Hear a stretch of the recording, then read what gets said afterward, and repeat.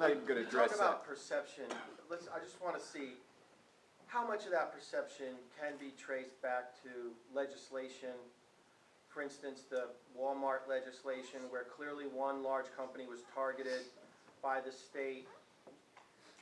Maybe it was union-driven, maybe it was to provide the health care benefits, and it was turned over by the courts. But how much does legislation like that, or legislation that Steve and I were just talking about with an energy tax, or the fact that my realtor tells me buying a house is automatically 1% cheaper in Virginia than Maryland. You know, I could go on and on. The estate tax differential, significantly lower in Virginia. How much of this is perception? How much of it really is that the governing policies in Maryland have lent itself to this outcome? Yeah, go. Let's let the state guy take it. You know, Ursula had mentioned it earlier. It's which taxes you want to look at. We raised the sales tax 2 years ago. We raised it from 5 to 6%. Virginia's is at 5%.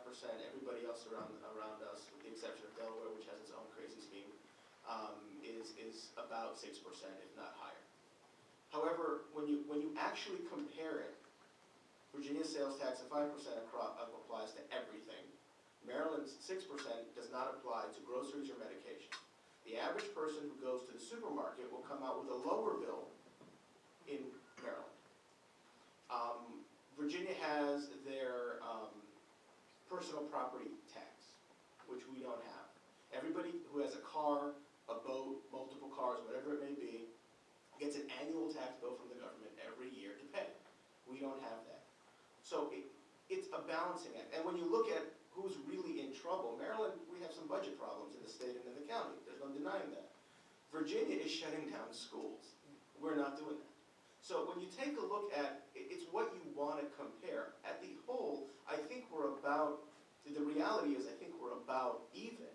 You're right that certain high-profile things like the Walmart bill, the health care bill, puts us in a bad light. But when you look at the basis of a bill like that, we pay as a state $1 billion a year. 1/14 of our state budget goes to state hospitals for uncompensated care. If we didn't have that liability, what could we do as a state with $1 billion extra a year? And this is as a result of people who don't have health insurance, who then go to hospitals to get treatment because Maryland's hospitals are nonprofit and are required by law not to turn anybody away. And then the state has to compensate those hospitals at the end of the year for their operating costs to the tune of $1 billion a year. If everyone had insurance, we wouldn't have that liability. So what that particular thing was trying to do was solve a problem, at least from the perspective of a large employer who does not insure their employees, but pushes them onto the state rolls.